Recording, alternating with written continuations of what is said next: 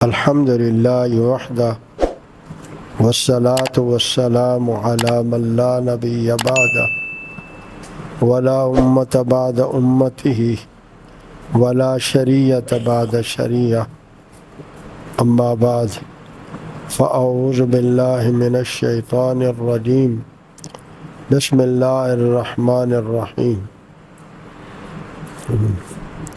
وآخر دعواہم ان الحمد للہ رب العالمین صدق اللہ وصدق رسولہ النبی الکریم الامین۔ حق تعالی جل جلالہ کا بے حد احسان فضل کرم ہے جس نے ہمیں اپنے پیارے حبیب صلی اللہ علیہ وآلہ وسلم کی امت میں سے پیدا فرمایا، اور اللہ نے اپنے کرم سے آپ صلی اللہ علیہ وآلہ وسلم سے ایمان کی نسبت بھی عطا فرمائی۔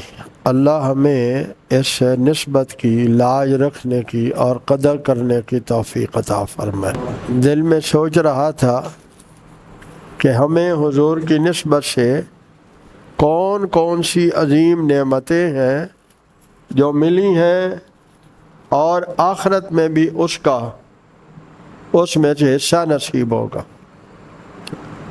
تو اللہ تعالیٰ نے ہمارے حبیب صلی اللہ علیہ وسلم کا زمین میں آپ کا نام محمد رکھا ہے، آسمانوں میں آپ کا نام احمد رکھا ہے۔ محمد وہ ہوتا ہے جس کی تعریف کے بعد تعریف، تعریف کے بعد تعریف، تعریف کے بعد تعریف، جس کی تعریفوں کی کوئی انتہا نہیں ہے۔ سارے جہانوں میں بھی اس کی تعریف ہے، سارے زمانوں میں بھی اس کی تعریف۔ احمد وہ ہوتا ہے جو کائنات میں سب سے زیادہ اللہ رب العالمین کی تعریف کرنے والا۔ احمد وہ ہوتا ہے جو کائنات میں سب سے زیادہ اللہ تعالیٰ کی تعریف کرنے والے۔ حضور سے زیادہ اللہ کی تعریف کرنے والا کوئی نہیں ہے۔ آپ کائنات میں سب سے زیادہ اللہ تعالیٰ کی تعریف کرنے والے ہیں۔ اسی لیے قیامت کے روز بھی آپ جس مقام پر کھڑے ہوں گے اس مقام کا نام بھی مقام محمود ہوگا۔ جب آپ سر سجدے میں رکھیں گے، اللہ کی تعریف کریں گے تو آپ احمد ہوں گے، اور جب اللہ آپ کو پکاریں گے تو آپ محمد ہوں گے، اور آپ کے ہاتھ میں جو جھنڈا ہوگا اس کا نام ہے لواء الحمد، حمد کا جھنڈا، اللہ کی تعریف کا جھنڈا۔ اور اس امت کا نام تورات و انجیل میں حمادون لکھا گیا ہے، حمادون نام رکھا گیا ہے۔ حمادون کا معنی اللہ کی بہت تعریف کرنے والے۔ تو ہمیں چاہیے کہ ہر نعمت پر چاہیے تو یہ سانس کا اندر جانا باہر نکلنا، یہ بھی ایک نعمت ہے۔ آپ نے میں نے آنکھ اٹھا کر دیکھا، یہ بھی نعمت ہے۔ ایک اللہ والے کے کسی نے کھانا کھایا تو وہ ہر لقمے سے پہلے پڑھتے بسم اللہ الرحمن الرحیم، ہر لقمے کے بعد کہتے الحمدللہ۔ تو وہ سائل کہنے لگا، میں نے پوچھ لیا کہ میں نے پہلے کبھی دیکھا نہیں ہے، ہر لقمے کے بعد آپ الحمدللہ کہتے ہیں۔ فرمایا اگر یہ لقمہ میرے حلق میں اٹک جائے اور میری موت کا سبب بن جائے تو جب یہ عافیت کے ساتھ یہ لقمہ نیچے اترتا ہے تو میں اللہ کا شکر ادا کرتا ہوں۔ تو میرے پیاروں، نیت کرو ہر نعمت پر اللہ تعالیٰ کا زبان سے شکر ادا کریں گے۔ حضرت موسیٰ علیہ السلام نے اللہ تعالیٰ سے عرض کی، باری تعالیٰ آپ نے کہا ہے کہ میری نعمتوں پر میرا شکر کرو، اور نعمتیں آپ نے کہا گن بھی نہیں سکتے، تو یہ کیسا حکم ہے جس کو ہم پورا نہیں کر سکتے؟ جب نعمتیں گن نہیں سکتے، ہر نعمت پر شکر ادا کرنا ہے تو کیسے ہو سکتا ہے؟ تو حضرت موسیٰ علیہ السلام کو رب العالمین نے فرمایا، میرے کلیم، میرے بندے دل سے میرے احسان مند رہیں، یہی میرا شکر ہے۔ آج میرے پیاروں، ہمارے یہاں بیماری کیا ہے؟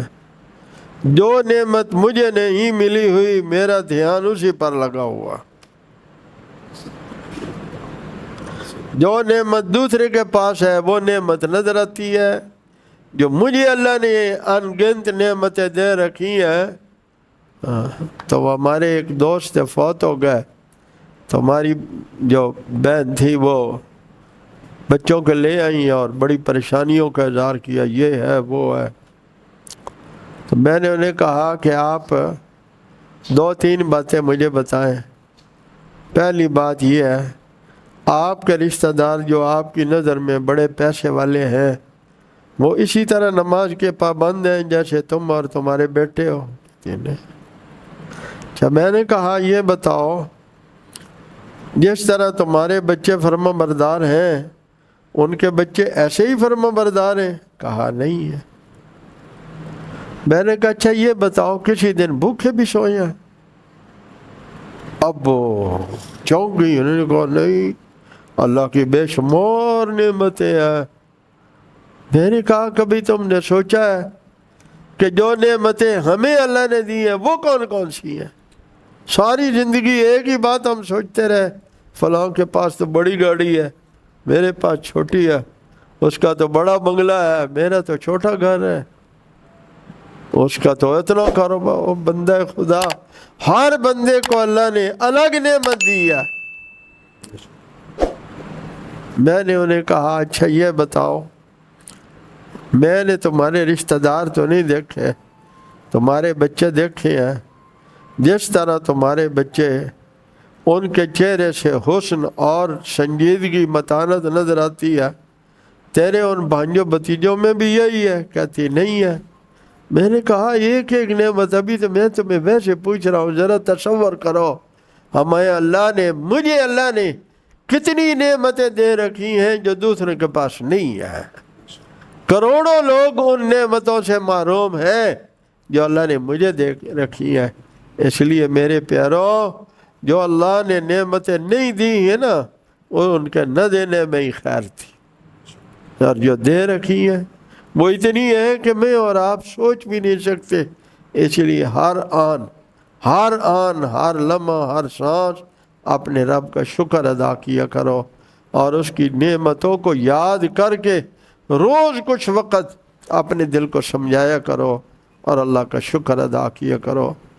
قیامت میں جنتی داخل ہو کر کیا کہیں گے؟ الحمدللہ رب العالمین۔ آخری دعا کیا ہوگی؟ الحمدللہ رب العالمین۔ اللہ مجھے آپ کو اپنا شکر گزار بندہ بننے کی فکر اور توفیق نصیب فرمائے۔ وآخر دعوانا